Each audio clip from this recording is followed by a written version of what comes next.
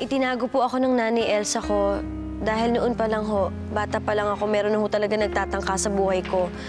Ginawa ho to ng Nanay Elsa ko kasi gusto niya hong protektahan ako at malagay sa tahimik ang buhay ko. Alam niyo, hindi naman ho talaga pera habol namin dito eh. Gusto ko lang ho talagang ipaglaban ang pagkatao ko. Alam mo, may punto kasi sinabi mo, pero sandali. Ngayon I'm sorry, Isabel, I hope you don't mind, pero meron tayong biglaang bisitang dumating dito sa studio upang maglahad din ng kanyang kwento. Mga kaibigan, may we call in Miss Antonina San Victores. Antonina? Excuse me.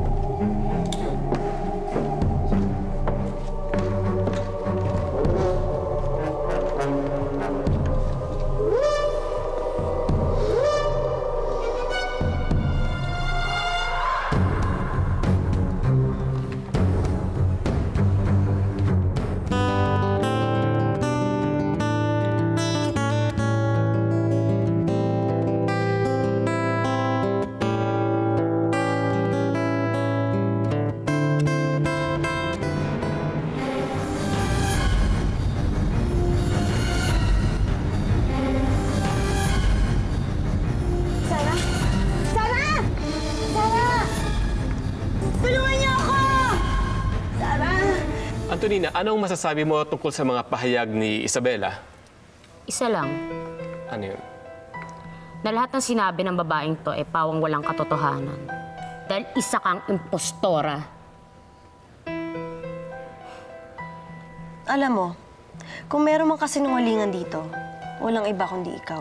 Sandali lang, teka. Easy lang tayo, medyo kulang kasi mapapag-uusapan natin to. Okay. Pagpasensyahan mo siya kasi asal kalye itong babaeng to eh. Asal kali nga ako. Asal demonyo ka naman. Whatever. Antonina, paano mo masasabing sinungaling si Isabela samantalang nang kumuha kayo ng DNA test ay pareho kayong lumabas sa positive? Wala kayang possibility na kayo magkapatid? Magkapatid? Pwede ba? Wala akong kapatid. Nag-iisang anak lang ako ng papa ko. At never na never ako magkakaroon ng kapatid na asal kalye. Ang duda nga namin eh, dinaya nitong nila Isabela yung resulta ng DNA test. Ewan ko dito sa babaeng to, katulong ko pa lang siya, ambisyosa na. Diba? Lahat tala ng meron sa akin ang gusto mo.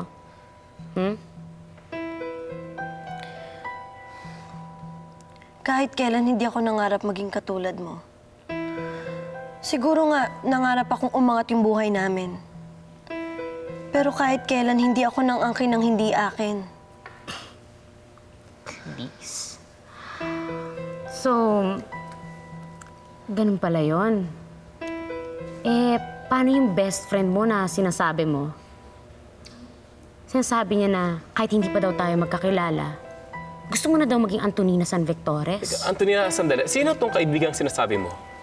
Well, actually, nandito siya. Kung gusto mo, interviewin mo rin siya. O sige, pwede. Pwede natin kausapin? Yan, nandito siya. Sandali. Santi?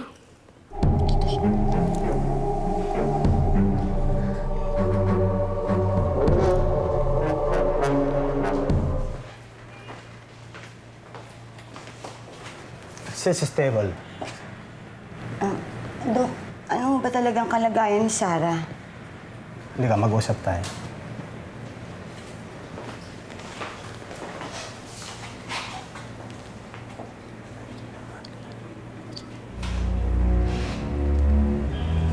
Mukhang mainit talaga ang usapin tungkol sa tunay na eredera ng pamilya San Victores dahil meron pa tayong isang bisitang humabol, isang sorpresa na naman para sa atin. Mga kaibigan, kasama natin si Sandy Tatlong Hari, ang kaibigang matalik ni Isabela Garcia.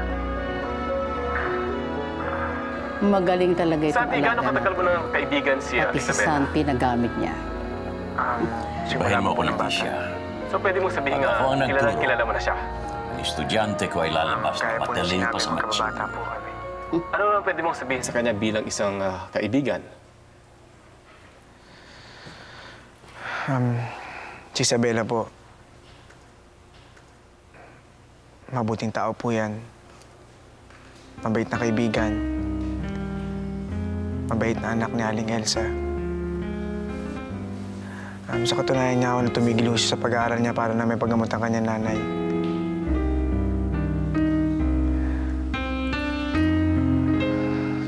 Pag may problema ka, laging maaasahan at laging nandiyan sa tabi mo.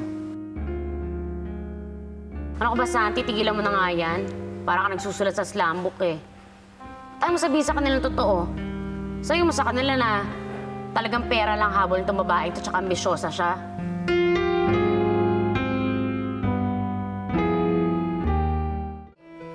Ano na, Santi? Sabihin mo ang totoo.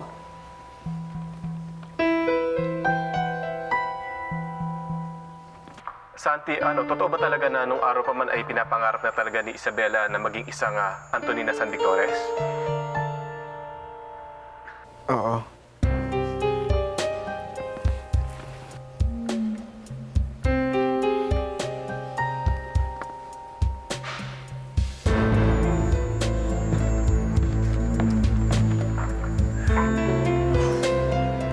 Thank you, Love you.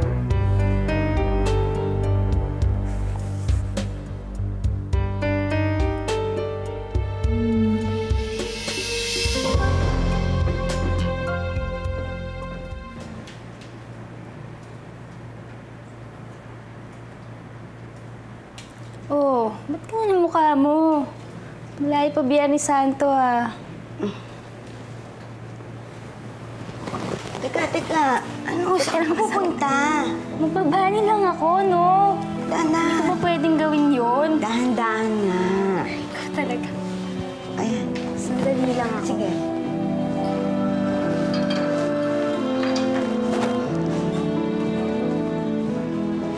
Dahan-dahan ka, ha?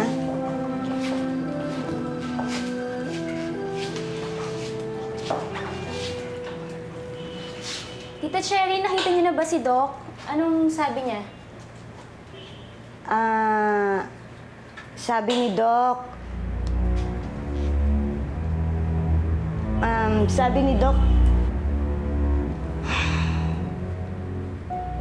Ano nga sabi niya? oh, higa ka na.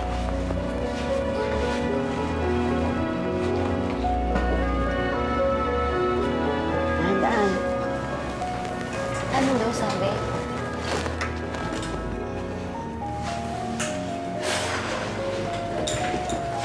Anong sabi? Sabi ni Doc, Ano nga? Ano nga? Ano,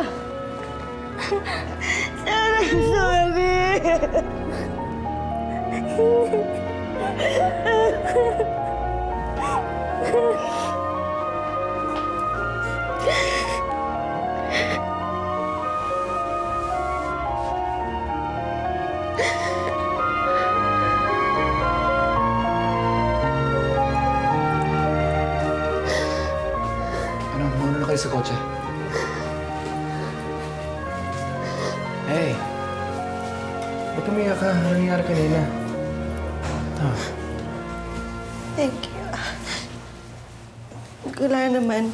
So, ano nangyari sa guesting mo? Tinraidor lang naman ako ng best friend ko. Yung akala ko natutulong sa akin, pero siya pang tumulak sa akin para matapa ako. Alam mo, ganun minsan eh, no? Minsan nga, pati Diyos, kala mo, tinatalikuran ka na. You know, I wanna cheer you up, kaso hindi ko alam paano eh. Magpapauday na lang ako sa'yo.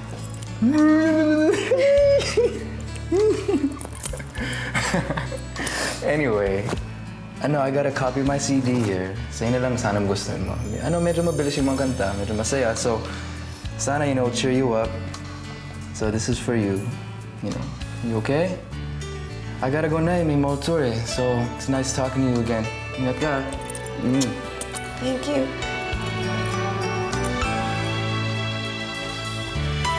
Anak, kanina pa kita hinahanap. Kamusta ka na? Okay lang, Nay.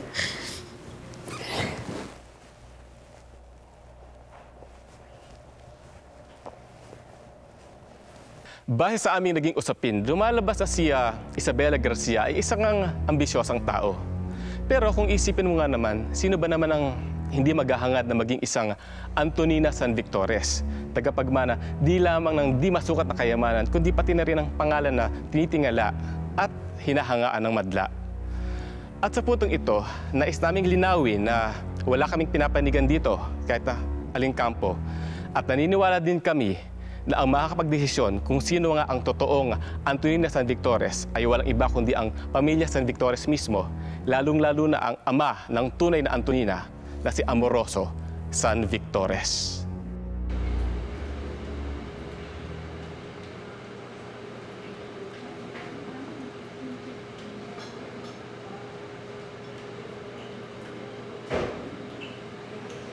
Bakit mo kami pinapunta dito? Same reason, Ate Elsa. Tungkol sa asawa kong si Joaquin.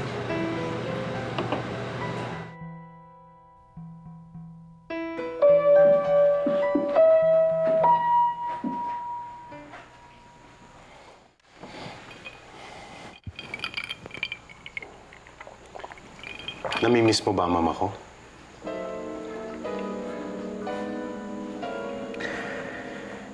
Hindi ko siya tunay na ina, pero mas minahal ko siya kaysa sa'yo. Oh, thank you, my dear brother. At least, kahit wala ako dito, may nag-alaga kay mama, di ba? Itinuring ko siyang tunay na ina. Amoroso, bukod sa pagkamatay ng mama, bakit ka ba talaga bumalik dito? Alam mo, kuya, imbis na pakialaman mo buhay ko, dapat ayusin mo muna ang pamilya mo. Sino ba sa dalawa? Si Violeta o si Ava? Kinakalantari pa rin ni Ava ang asawa ko. Anong gusto mong gawin ko, ate? Tumangan na lang. Pasalamat ka. Yan lang pinapadanas ko sa'yo. Pagkatapos mo ko walang yain, hayop ka. Ilang beses ko ba sasabihin sa'yo na wala akong kinalaman sa pagkakagahasa sa'yo? Tama na. Sabi mo si Joaquin ang problema, kaya pwede ba siya na lang pag-usapan natin? Ate Elsa, mahal ko si Joaquin. Mahal ko din si Joaquin, ate. Asawa ko siya at meron kaming 2 anak. Ako ang may karapatan sa kanya. Pero ako ang mahal niya.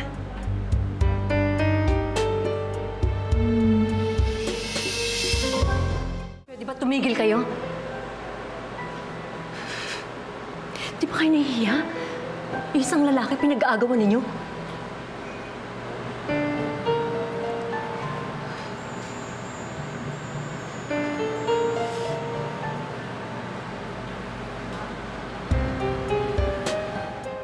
Kung sino man ang piliin ko sa kanilang dalawa,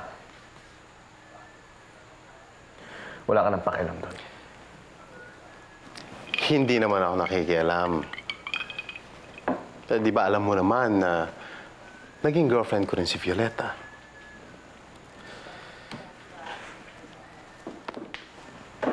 Baka gusto mong ipahiram muna sa aking asawa mo. Total, meron ka namang Ava.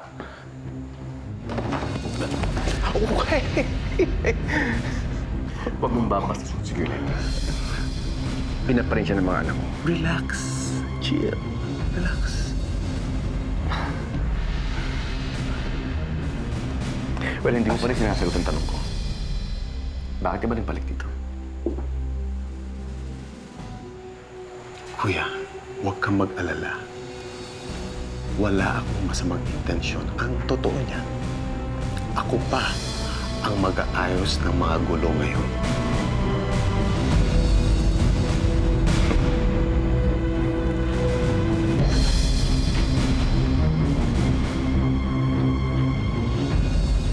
Kung meron mang pamilyang nasisira dito, yun ay walang iba kundi ang pamilya natin.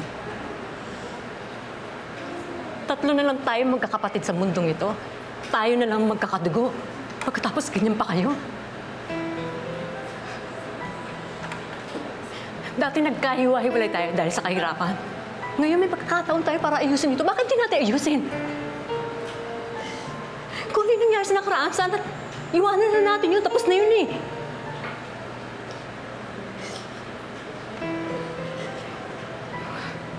Mahal ko kayo pareho. Kaya nasasaktan ako pag nakikita ko sinisiraan yung mga sarili ninyo. Sinisiraan ninyo ang isa't isa. Pagkatapos mayroon pang 2 batang dinadamay kayo na walang kamalay-malay dito.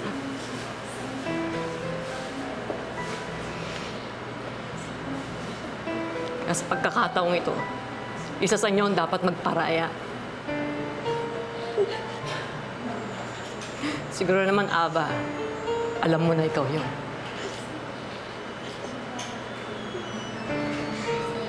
Patawarin mo ako. Pero bilang kapatid, nakikiusap din ako sa'yo. Pabayaan mo na sa'yo, okay?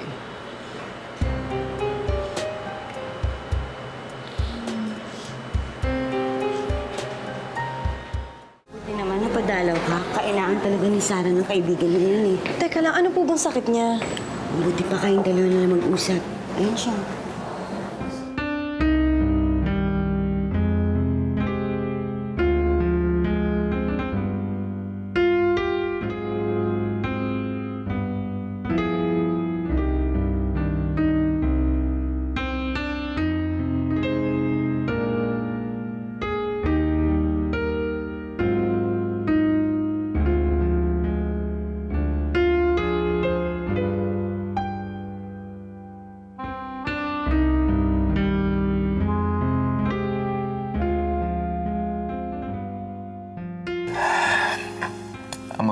I'm okay. Nalala mo na naman siya.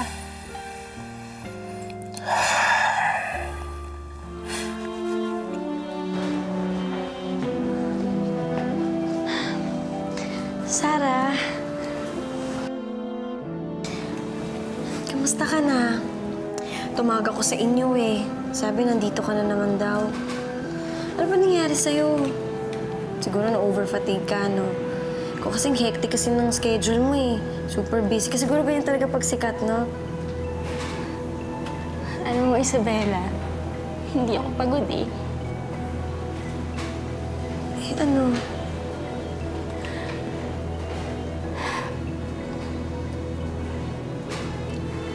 Isabela, I have cancer and I'm dying.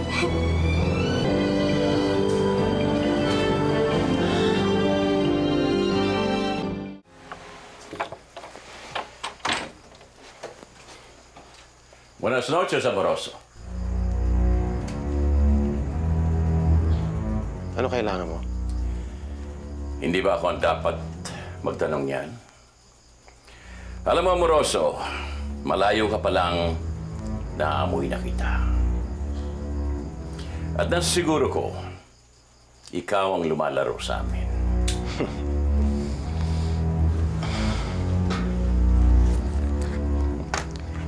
Hindi ako marunong maglaro, Tio Felipe. O baka naman nauulyanin na kayo. Kaya kung ano-ano na ang pinagsasabi niyo. Amoroso, nasa iyong mga kamay ang kapalaran ng 2 Antonina San Victores. Sino sa kanila ang pipiliin mo, Aber?